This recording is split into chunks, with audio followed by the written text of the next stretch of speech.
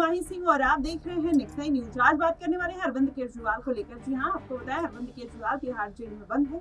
3 और 5 सितंबर को उनकी याचिका पर सुनवाई थी। एक सुनवाई राउजोनी कोर्ट में और एक सुनवाई हाई कोर्ट में थी, लेकिन दोनों ही मामले में उनके फैसले को सुरक्षित रख लिया है। वहीं अगर देखा जाए तो दिल्ली में विधानसभा चुनाव जो है बेहद नजदीक है। ऐसे में माना यही जा रहा है कि अरविंद केजरीवाल की जो मुश्किलें हैं वो कम तो हो रही हैं, लेकिन कहीं ना कहीं केजरीवाल को बेल नहीं मिल रही है, उससे कहीं ना कहीं राहत भी नहीं मिल पा रही है।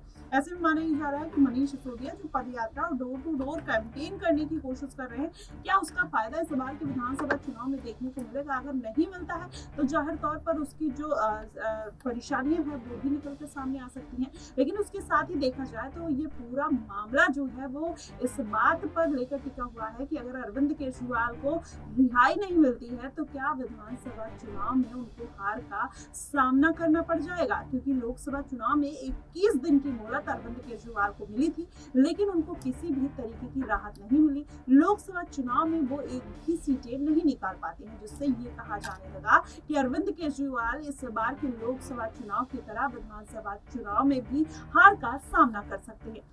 अगर ये पूरा मामला कहीं ना कहीं अरविंद केजरीवाल के फेवर में नहीं आता है तो भारतीय जनता पार्टी फिर दिल्ली की सत्ता में काबिज हो सकती है। वहीं अगर बात करें तो लगातार अरविंद केजरीवाल की पार्टी को सुप्रीम कोर्ट से बड़ी राहत ही मिली है। अगर चंडीगढ़ के मामले पर ध्यान दिया जाए तो चंडीगढ़ मामले में भी अरविंद केजरीवाल को राहत मिली थी। वहीं अगर देखा जाए तो मनीष सिसोदिया के मामले में, संजय सिंह के मामले में, के कविता जैसे तमाम ऐसे नेता, स्वाति मालीवाल के जो मामला निकल कर आया था, जो उनके पीए थे, उनके मामले में भी राहत मिली। ऐसे में अरविंद केजरीवाल को भी बड़ी राहत मिली। ईडी के मामले में कहीं ना कहीं उनको राहत मिलते हुए नजर आई, लेकिन सीबीआई ने अपना शिकंजा कस लिया था। ऐसे में माना ही जा रहा है कि अरविंद केजरीवाल की पार्टी जो है वो कहीं ना कहीं निर्दोष साबित होती हुई नजर आ रही है और कहीं ना कहीं जनता के मन में केजरीवाल के लिए वही विश्वास आता हुआ नजर आ रहा है जो उसके पहले विधानसभा चुनाव में आया हुआ था।